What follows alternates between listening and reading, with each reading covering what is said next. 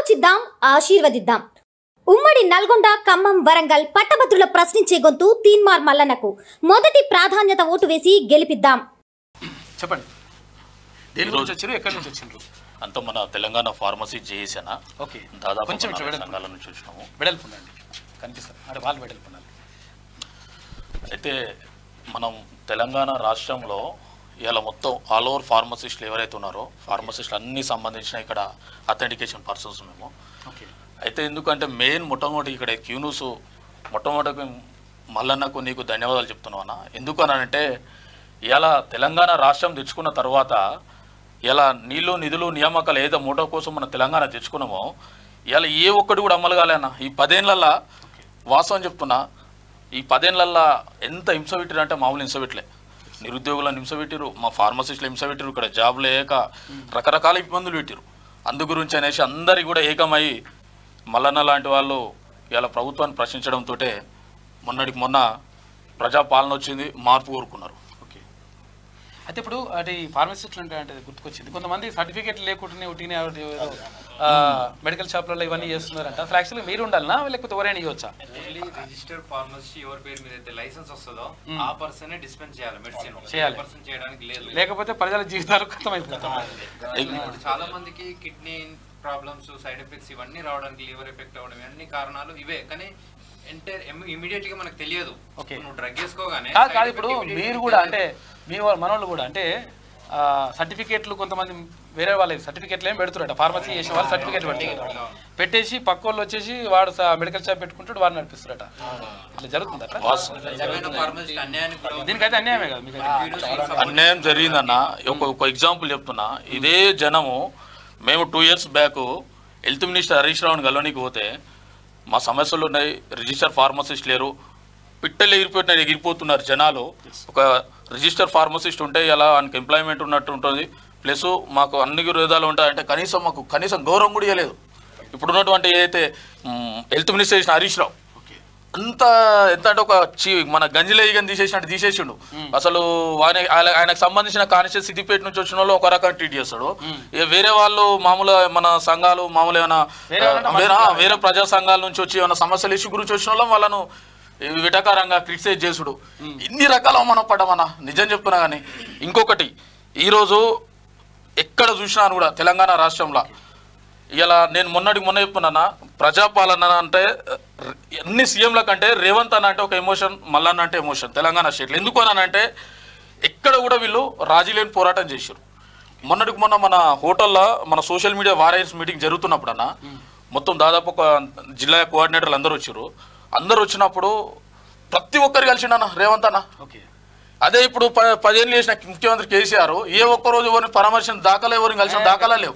ప్రతి ఒక్కరు ట్విట్టర్లలో రాజులు కలవరు, రాజులలో కొంతమంది రాజులు వేరే ఉంటారు, వాళ్ళు వేరే. ట్విట్టర్లో ప్రతి ఒక్కరు మన సోషల్ మీడియాలలో మన సోషల్ మీడియా వారియర్స్ హార్ట్ఫుల్గా పెట్టుకురు. రేవంత్ అన్న అంటే మాకు ఎమోషన్, ఫస్ట్ టైం మేము రేవంత్ అన్నను కలిసినాం, రేవంత్ అన్న దగ్గర నుంచి చూసినాం, చాలా మంది హ్యాపీ ఫీల్ అయ్యారు. రేపు పొద్దున మన ఏదైతే ఖమ్మం, నల్గొండ, వరంగల్ 3 జిల్లాల నిరుద్యోగ ఫార్మసిస్టులు కానీ మనకు సంబంధించి దాదాపు ఒక 30 నుంచి 35 వేల మంది ఫార్మసిస్టులు ఉన్నారు మన జిల్లాలలో.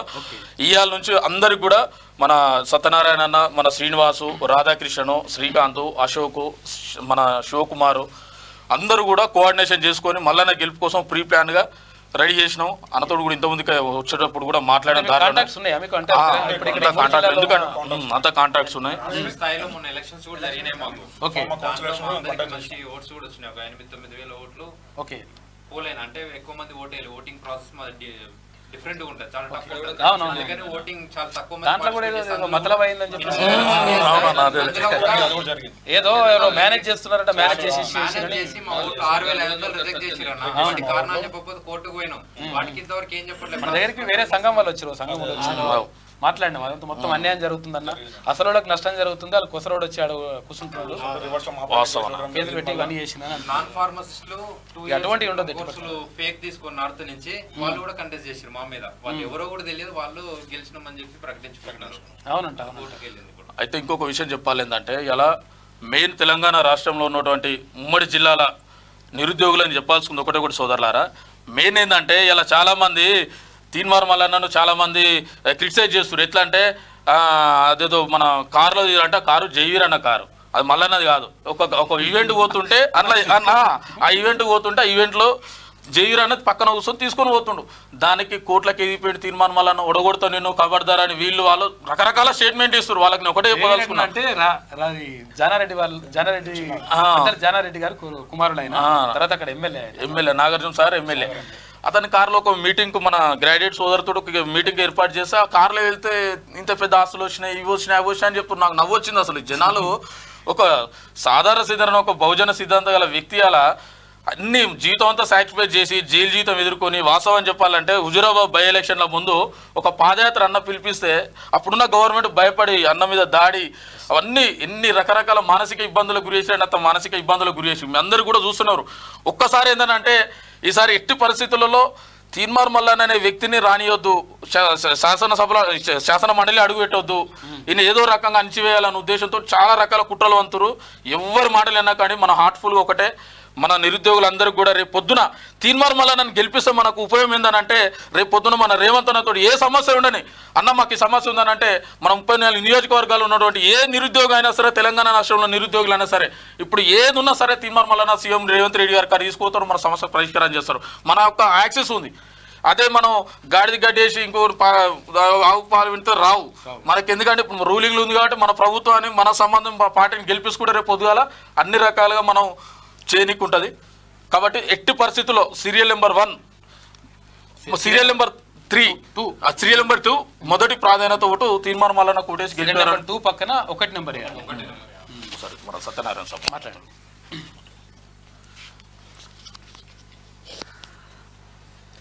తెలంగాణ, నా పేరు బత్తిని సత్యనారాయణ గౌడ్, నేను ఫార్మసిస్ట్ సంఘాల joint action committee chairman. Telangana రాష్ట్రంలో ఫార్మసిస్టులు దాదాపు 1,00,000 మంది ఉన్నారు. 1,00,000 మందిలో ప్రతి జిల్లాల 10,000 నుంచి వెళ్ళి 5,000 వరకు ఉన్నారు. వాళ్ళందరితోటి మా కాంటాక్ట్స్ ఉన్నాయి. ప్రతి జిల్లాలో మేము కమిటీలు వేసినాం. కమిటీల ద్వారా అందరికి కూడా ఇప్పటికే ప్రశ్నించే గొంతు మనకు చట్టసభల్లో ఉంటే మనకు న్యాయం జరుగుతుంది.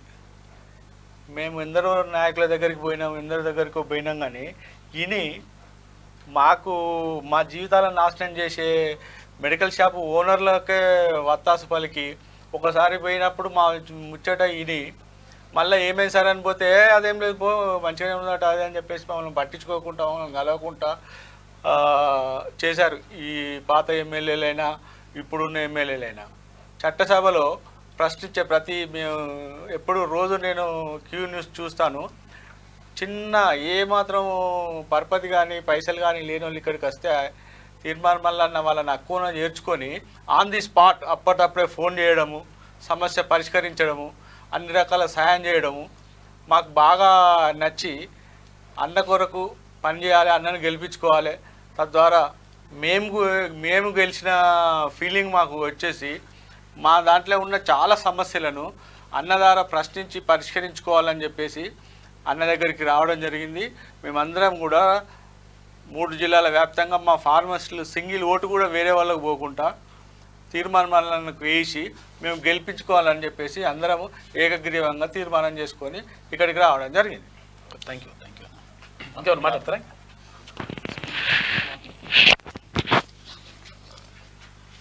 నా పేరు Kannabeni Srinivas, Telangana pharma joint action committee association general secretary. అయితే ప్రశ్నించే గొంతుని మనం గెలిపించుకోకపోతే మనకు మనం నష్టం చేసుకున్న వాళ్ళం అవుతాం. గతంలో కూడా మల్లన్న నిల్చున్నప్పుడు ఆయన ప్రశ్నించే గొంతుకని నచ్చి నేను బెంగళూరులో ఉన్న నేను ఇమీడియట్గా ఫ్లైట్ టికెట్స్ బుక్ చేసుకొని మరీ ఓటేయడానికి వస్తే అప్పట్లో కూడా పల్లారాజేశ్వర రెడ్డి వ్యక్తులు సైడ్కి పిలిచి 500 ఇస్తున్నారు. అది కూడా అన్ని పక్కన పెట్టేసి ఎవరిని కేర్ చేయకుండా, నాకేమైనా థ్రెట్ ఉన్నా కానీ కేర్ చేయకుండా నేను వచ్చి మల్లన్నకు మొదటి ప్రాధాన్యత ఓటు వేశాను. గెలిచినంత పని అయింది. గవర్నమెంట్ కూడా ఒక పెద్ద ఎత్తున భయపడింది అప్పుడు. ఇప్పుడు మనం గెలిపించుకుంటే ఇప్పుడు పనులు కూడా ఈజీ అయ్యేది. ఇప్పుడు మనకు యాక్సెస్ ఉంది, అన్నకి సీఎం గారితో యాక్సెస్ ఉంది. ఇప్పుడు ఏ సమస్యలు ఉన్నా మనం అందరం ఈజీగా మనం యాక్సెస్ తీసుకొని మన సమస్యల్ని క్లియర్ చేసుకోవచ్చు. ప్రతి ఫార్మసీలో రిజిస్టర్ ఫార్మసిస్ట్ ఉండేలాగా చేసుకోవచ్చు. నిరుద్యోగ ఫార్మసిస్టుల సమస్యలు క్లియర్ అయితే ఇంకా అదేవిధంగా నిరుద్యోగులు వేరే ఫార్మసిస్టులతో పాటు వేరే గ్రాడ్యుయేట్లు కూడా మల్లన్నకు ఓటేసుకున్నట్టయితే మనకు ప్రశ్నించే గొంతుగా నిజాయితీ గల మనిషి తన ఆస్తినే ప్రభుత్వానికి రాసిచ్చి ఓట్లలోకి వెళ్ళి ఎలక్షన్స్లోకి వెళ్ళి కంటెస్ట్ చేసిండు. అలాంటి వ్యక్తిని నేను ఇప్పటివరకు ఎప్పుడూ చూడలేదు. కాబట్టి ఇలాంటి వ్యక్తిని మనం గెలిపించుకున్నట్టయితే పెద్ద ఎత్తున మనకు ఉపయోగము. ఇట్లాంటి వ్యక్తిని గెలిపించుకున్నప్పుడే మనకు సొసైటీలో న్యాయం బతుకుంది అని మనకు కూడా కొంత ఒక ధైర్యం వస్తుంది. ఇట్లాంటి వ్యక్తిని గెలిపించుకున్నప్పుడే మనం న్యాయం చేసిన వాళ్ళం అవుతాం. చట్టసభల్లోకి ఇట్లాంటి వ్యక్తిని పంపించిన దానికి ఒక మీనింగ్ ఉంటుంది. సో దయచేసి ప్రతి ఒక్క గ్రాడ్యుయేటు, నిరుద్యోగులు, ఉద్యోగులు కూడా ప్రతి ఒక్కరు మల్లన్నకి ఓటు వేసి మీ ఓటుకి ఒక విలువని పెంచుకోవాలని నేను కోరుకుంటున్నాను. ధన్యవాదాలు. ఎట్లుందో పరిస్థితి ఎట్లుంది? అవును కానీ మరి 3 జిల్లాల్లో మీరు తిరిగి ఉంటారు కదా, మల్లన్నకి ఎట్లుంది పరిస్థితి? పట్టుకోవాలి. వాస్తవానికి 3 జిల్లాలలో మల్లన్నకు ఒకటే అలాగ ఏందనంటే, మేము మల్లన్న నుంచి ఆయన కష్టం నుంచి చాలా బెనిఫిషియర్ పొందాం. మేము కష్టకాలంలో మాకు మద్దతుగా పోరాడాడు. ఆ వ్యక్తి కష్టకాలంలో నిలవాల్సిన బాధ్యత మాకుందనేసి ప్రతి ఒక్క ఎవరైతే గ్రాడ్యుయేట్ నిరుద్యోగులైనా సరే మనకు సంబంధించిన అందరు వెల్విషర్స్ కూడా మల్లన్న వైపు ఉన్నారు. కొంతమంది పడని వ్యక్తులు సోషల్ మీడియాలో పిక్ అండ్ బ్యాచ్లు ఎవరైతే ఉన్నారో వాళ్ళు తప్పితే ఎక్కడ కూడా ఆ గ్రౌండ్ లెవెల్లోనైనా సమాచారం అయినా మల్లన్న బంపర్ మెజారిటీతో గెలుస్తుండు. ఇంకొకటి ఏంటంటే సోదరులారా, నేను ఒక 6 months బ్యాక్ ఢిల్లీకి వెళ్ళానా.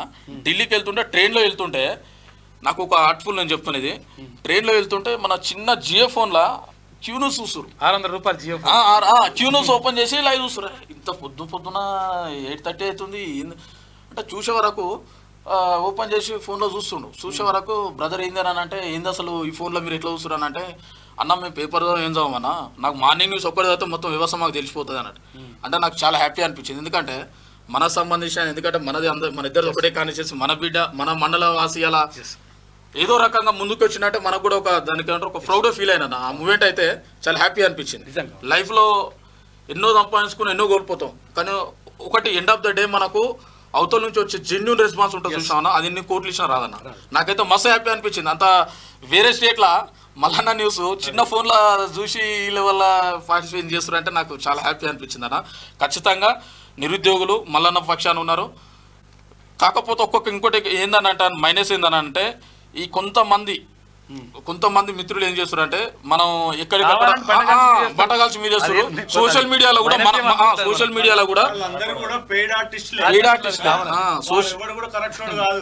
మీడియాలో మనోళ్ళు కూడా యాక్టివ్ ఉండి ఖచ్చితంగా వాళ్ళు ఎవరైతే ఉన్నారో వాళ్ళకు ఎదురు కౌంటర్ ఇవ్వాలని కూడా మనోళ్ళకి ఎక్కడికక్కడ ఇన్స్టాగ్రామ్లో కానీ, ఫేస్బుక్లో కానీ, యూట్యూబ్లో కానీ నెగిటివ్ కామెంట్స్ ఎవరు పెట్టినా సరే రీకౌంటర్ ఇవ్వాలని చేతులు ఇచ్చి దండం పెడుతున్నా ప్రతి ఒక్కరికి. ఆలోచిద్దాం, ఆశీర్వదిద్దాం. ఉమ్మడి నల్గొండ, ఖమ్మం, వరంగల్ పట్టభద్రుల ప్రశ్నించే గొంతు తీన్మార్ మల్లన్నకు మొదటి ప్రాధాన్యత ఓటు వేసి గెలిపిద్దాం.